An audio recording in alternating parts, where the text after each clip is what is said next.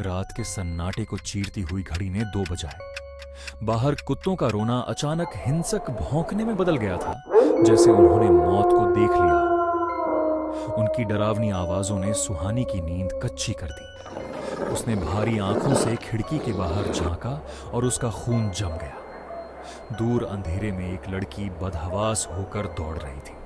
उसकी सफेद कमीज खून से लथपथ थी और वह बार बार पीछे मुड़कर देख रही थी, जैसे कोई अदृश्य साया उसे दबोचने वाला हो। सुहानी की धड़कनें उसके कानों में हथौड़े की तरह बजने लगी। वह मदद के लिए चिल्लाना चाहती थी, लेकिन डर के मारे उसका गला सूख चुका था और जुबान पत्थर की हो गई थी। वह लड़की भागते भागते सुहानी के घर के ठीक सामने वाले लैंपपोस्ट के नीचे आकर रुक गई।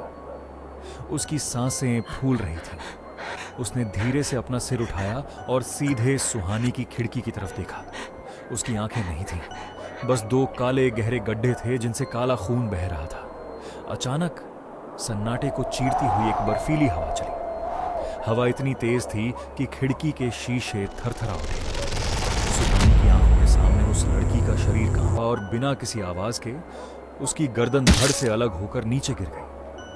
हैरानी की बात यह थी कि जमीन पर गिरते ही वह सिर सुहानी की तरफ मुड़ा और उसके फटे हुए होंठों पर एक शैतानी मुस्कुराहट आ गई। सुहानी पीछे हटी, लेकिन तभी उसे एहसास हुआ उसके कमरे का दरवाजा धीरे से पीछे से खोला है और वही बर्फीली हवा अब उसके कमरे के अंदर थी।